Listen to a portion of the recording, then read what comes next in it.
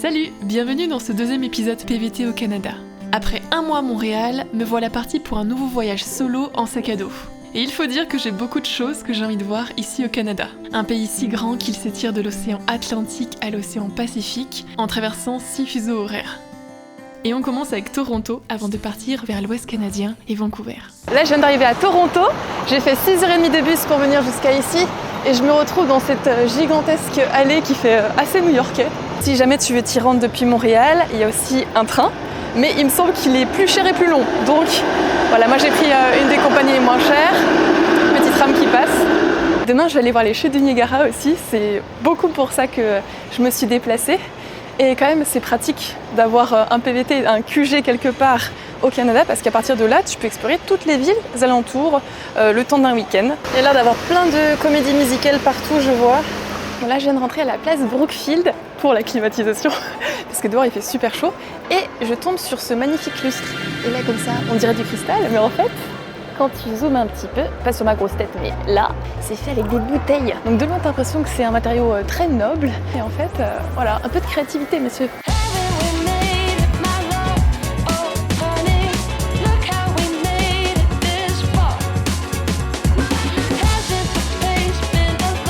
Là, j'arrive dans le quartier de la distillerie et ici, on distillait du whisky. Voilà, ça devait être ces charmants monsieur avec ses barils. Ça fait très Peaky Blender.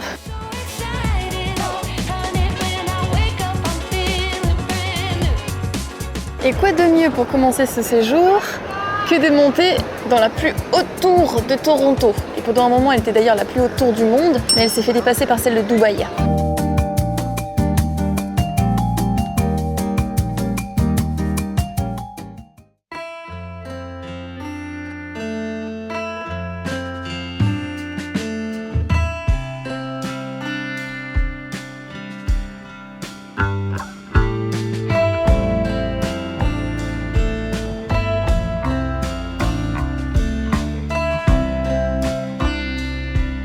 Oh, des ratons laveurs! Ah, c'est la première fois que j'en vois. C'est la maman et son bébé. Oh, ils sont trop choux! Au Canada, comme pâtisserie sucrée, tu as les queues de castor. Alors là, j'ai pris la classique et ça ressemble un petit peu à un churros comme ça. En fait, c'est de la pâte avec du sucre et je crois qu'il y a un petit peu de jus citron, mais je suis pas sûre. Bon, et puis bien sûr, tu as tout ce qui est stand de hot dog. Il y en a absolument partout. Non mais c'est incroyable parce que la majorité en fait de ces immeubles, c'est des bureaux, c'est inhabité, je vois des ordinateurs partout, il n'y a personne qui se balade. Mais où est-ce qu'ils sont les gens ? Bah, les gens ils habitent tous en banlieue, voilà. Je trouve que quand t'es français et que tu t'as jamais vu ça de ta vie, parce qu'en France on est d'accord qu'on construit pas des trucs de foufou comme ça, la seule chose qui s'en rapproche pour moi c'est la tour Montparnasse, donc ça va, c'est quand même assez isolé. Mais là, voir toutes ces fenêtres lumineuses, c'est assez étonnant. Bah ça c'est les 12 coups de minuit, voilà, c'est l'heure de rentrer à demain matin. Bon, j'ai fait une folie. Hier, j'ai pris la classique en queue de castor. Là, regarde-moi ça. Il y a du peanut butter, des sortes de Smarties et du chocolat. De quoi avoir l'énergie le matin pour faire un croquis dans le carnet de voyage avant de prendre le bus pour aller aux chutes.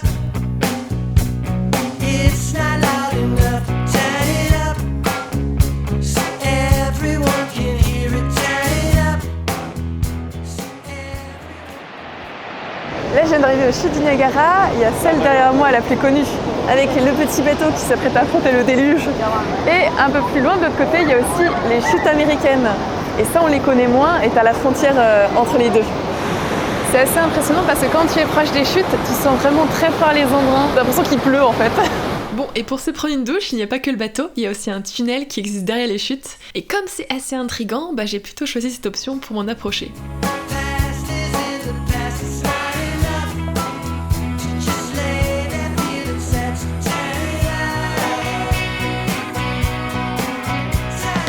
C'est l'heure désormais de quitter l'Ontario, direction la Colombie-Britannique.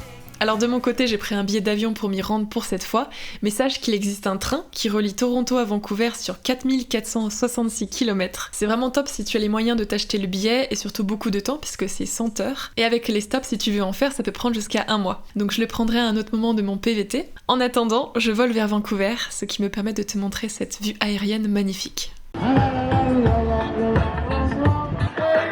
Ce qui est assez étonnant, c'est que tu sens beaucoup l'air marin quand tu te balades ici, alors que tu es en pleine ville. Je me suis pris 2 nuits en auberge de jeunesse ici, et après, je sais pas ce que je fais. Mais c'est vrai que les hostels ici sont assez onéreux. Je n'ai pas pris plus pour le moment. Niveau taille des buildings, ça me fait pas mal penser à Toronto, parce que tu as pas mal de gros buildings de verre, et d'ailleurs ils ont tous des couleurs différentes, assez étonnant. Mais regardez-le de profil, ça n'a aucun sens, ça fait un arc. D'ailleurs là on va quitter l'écran building pour se rendre plus dans la nature. J'ai envie d'aller à Stanley Park, qui est un parc absolument immense dans downtown. D'abord direction la mer, qui se trouve juste au bout de l'allée là-bas. Vancouver, c'est vraiment une ville qui est rythmée au son d'hydravion. C'est pas mal ancré dans la culture puisque bon, en plus des touristes qui survolent les alentours, c'est des fois le seul moyen de se rendre dans les villages reculés et sur les îles. Voilà, ça c'est la cabane du marginal. T'imagines, t'as les gros buildings, les paquebots, et toi tu es là. Ils se lavent les mains on dirait. Ils sont trop mignons. Il va me piquer ma caméra.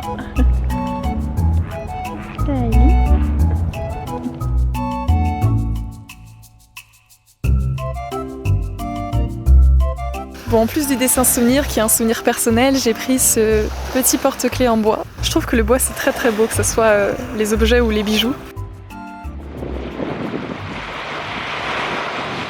Oui, j'y suis arrivée, je suis au pont Lyon Gate. Là j'ai marché un bon bout de temps pour y accéder. Ce pont-là, c'est ce qui permet de relier Vancouver et les montagnes. Donc en fait les gens qui vont faire des randos prennent ce pont en voiture pour pouvoir y accéder. Et c'est d'ailleurs celui que je vais décider de prendre le lendemain pour m'y rendre en bus.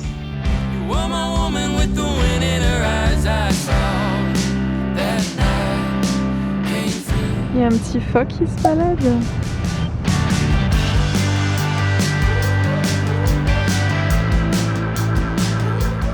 Après avoir profité des festivités du soir, direction les montagnes.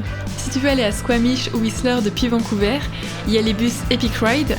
C'est 47$ canadiens aller-retour. Et il passe par la superbe route Sea to Sky Highway qui traverse la baie Howe, puis à partir de Squamish, un décor de haute montagne avec des chutes d'eau. Là c'est bon, je suis arrivée à Whistler. Un peu plus long que Whistler en vérité, puisque mon auberge de jeunesse est à 20 minutes de là. Ça s'appelle High Whistler si jamais tu es intéressé. Et l'endroit est super agréable, ça fait du bien de retrouver les montagnes. Là je vais me lancer dans une randonnée, puisqu'on m'a conseillé cette randonnée qui va commencer là, au détour du pont. C'est quelque chose d'assez fréquenté, donc je peux la faire aussi seule. Et pour ce qui est de croiser des ours, parce qu'en Colombie-Britannique, c'est vrai qu'il y en a pas mal, et Alberta, on m'a donné un spray à ours à l'auberge de jeunesse. Donc ça se présente comme ça. And you hold like this, and then press down. Just...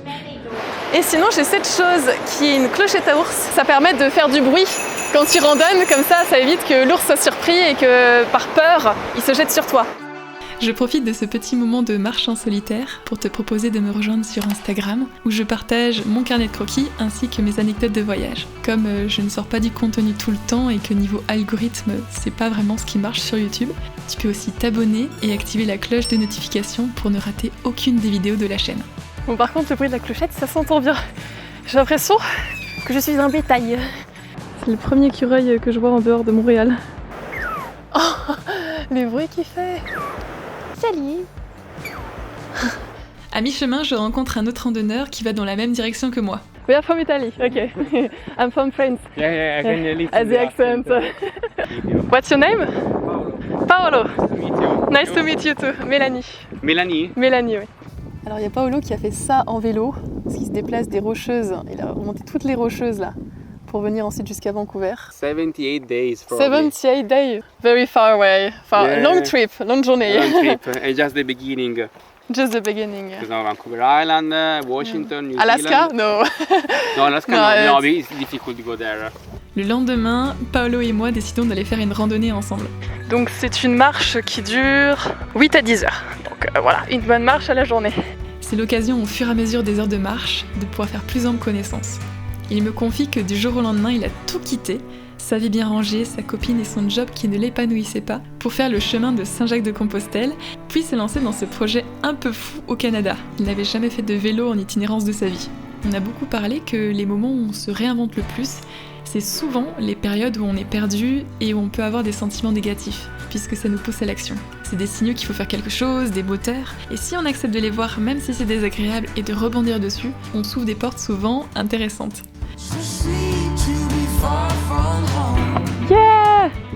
We did it! I have no leg anymore, but I'm happy to see it. Voilà, c'est un travail coopératif pour prendre le dessin en photo parce qu'il y a beaucoup trop de vent sinon.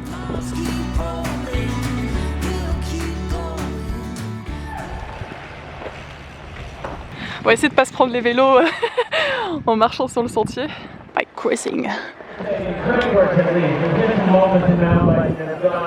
Voilà, je viens de revenir de la randonnée et je suis au festival du vélo de montagne parce qu'il y a ça toute la semaine. Je pense que ça s'entend. Dans la randonnée, on a vu plein de vélos passer dans la montagne parce qu'il y a différents styles d'épreuves. Tu as les tricks, donc là c'est ce qui se fait actuellement avec la vitesse. Et tu as aussi les parcours en montagne, celui qui va le plus rapidement possible. Bon, c'est la capitale du vélo de montagne, c'est pour ça qu'ils accueillent ce genre d'événements. J'ai l'impression d'être dans Rider Republic. Ça c'est une petite dédicace à mes amis qui sont à Ubisoft Annecy parce qu'ils ont sorti un jeu où tu as beaucoup de sports extrêmes comme du VTT de montagne, comme du wingsuit. Et là c'est vraiment ça.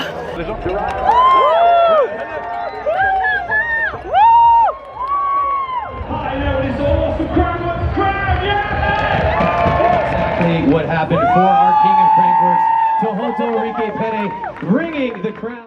Bon là on est le lendemain, alors je te raconte pas les ampoules que j'ai aux pieds, c'est absolument terrifiant. Voilà, donc aujourd'hui je vais faire doucement et aujourd'hui je suis accompagnée d'une nouvelle personne qui vient à Whistler. C'est un animateur qui a bossé sur les mêmes fils que moi à Illumination, donc on a fait Super Mario Bros ensemble et là actuellement il est à Disney à Vancouver et voilà, il va venir avec moi pour pouvoir faire des petites randos dans le coin.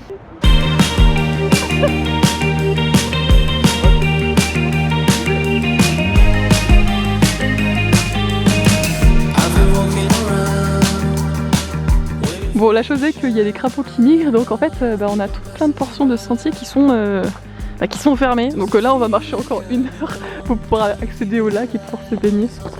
Il y a la cycliste qui vient de passer là, qui vient nous dire qu'il y a un ours. T'es rassuré, au bout de la route, c'est pas sur le chemin mais un peu plus loin. Bon, heureusement c'est un ours noir donc c'est pas le grizzly.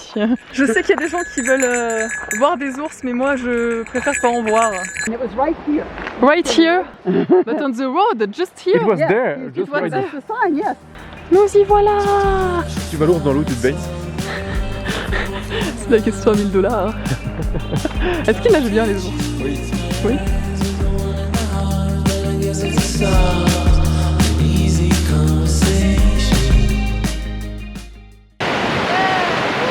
C'est parti pour la dernière randonnée dans le coin, à la Chicamas River. L'endroit est tellement beau que j'ai envie de faire un plan au drone. Et il faut dire qu'il n'y a pas beaucoup de zones autorisées pour les faire voler dans le coin, mais cette portion en dehors du parc provincial Garibaldi l'est. Donc c'est l'occasion idéale après notre compétition de ricochet de chercher un endroit pour. Yeah!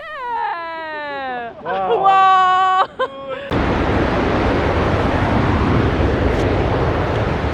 Ce qui m'impressionne toujours ici, c'est les amas de bois que tu peux trouver ici au coin du cours d'eau. Vraiment, on a l'impression qu'il y a des castors qui se sont bien amusés à tout empiler. On passe par là? Ah bah vas-y, c'est parti. On prend le pont? On prend le pont. Malheureusement, tout ne se passe pas comme on le souhaite toujours. Oh là, il y a du vent. I need to be careful. Non, non, non. Oh shit! Just over there. I lost it. Voilà cette vue magnifique. Et là, juste ici, il y a mon drone que j'ai craché.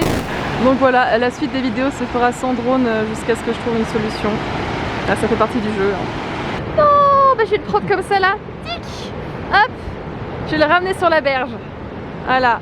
He's on a good spot, like peaceful retirement. Voyez voir l'intérieur. Hormis ce malheureux incident, la randonnée est très intéressante car tu peux y trouver des wagons de train abandonnés en pleine forêt. Ils appartiennent à un train en direction du sud qui a déraillé en 1956 en circulant un peu trop vite sur une voie en réparation. J'ai l'impression d'être une personne qui sort de la forêt après de longs jours à errer et qui se retrouve au milieu d'une voie de train. Please!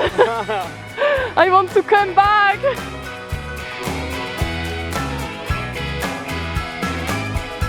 Après ce vagabondage ressourçant en montagne, c'est l'heure des séparations.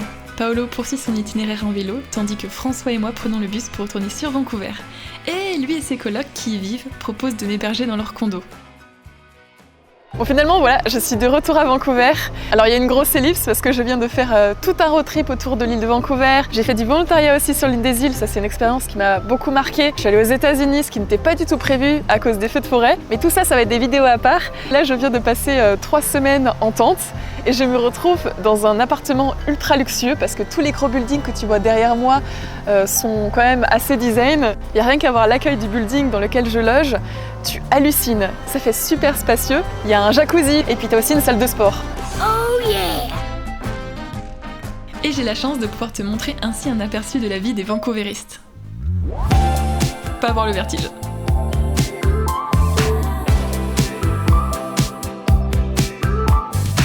Saturday by the sea, got somewhere we need to be, we just stay here.